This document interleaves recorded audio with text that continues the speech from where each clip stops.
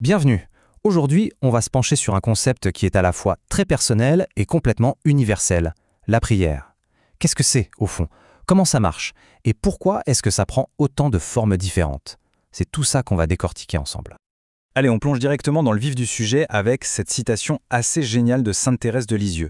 Elle nous met tout de suite face à un paradoxe fascinant. L'idée, ce n'est pas que la prière nous dispense d'agir. Au contraire, les deux sont super liés. C'est vraiment une question d'équilibre entre la foi et les œuvres. Alors, dans cette première partie, on va explorer ensemble les fondations de la prière. Et pour bien saisir cet équilibre entre la foi et l'action, il faut commencer par le texte qui est vraiment au cœur de la tradition chrétienne. Et attention, ce n'est pas n'importe quelle prière.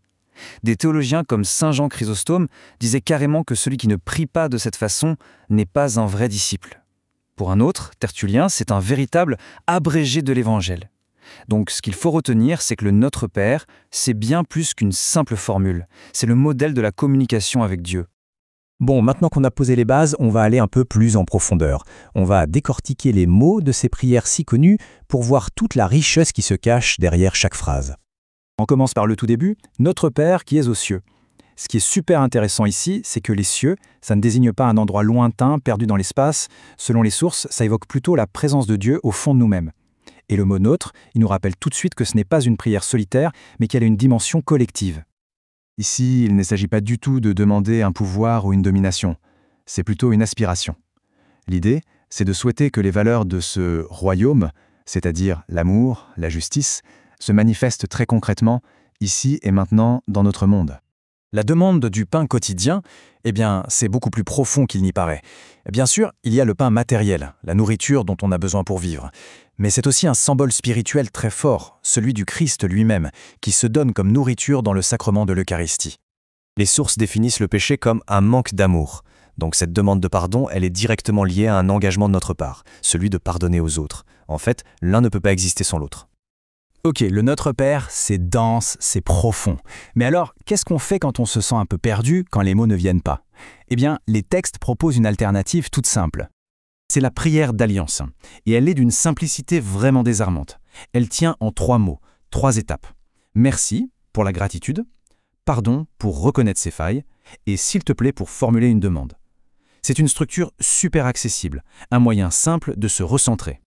Passons maintenant à une autre prière extrêmement connue, le « Je vous salue Marie ». Ses origines viennent tout droit de la Bible. La première partie, ce sont les paroles de l'ange Gabriel et d'Élisabeth.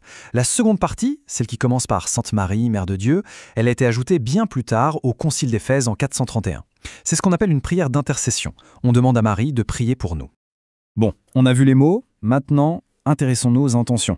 Parce que derrière les formules, il y a différentes manières, différentes formes de s'adresser à Dieu.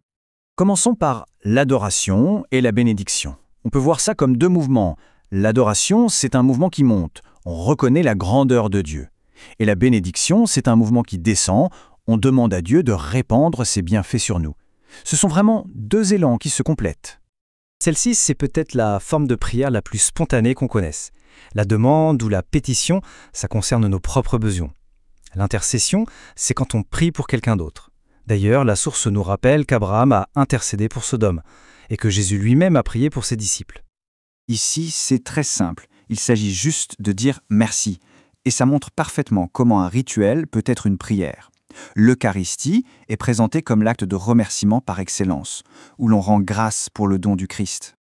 La louange, elle, est complètement désintéressée. On ne demande rien, on ne remercie pas pour un bienfait précis, on loue Dieu juste pour ce qu'il est, pour la beauté de la création. C'est une prière de pure admiration, une façon, comme le disent les textes, de se joindre au cœur des anges.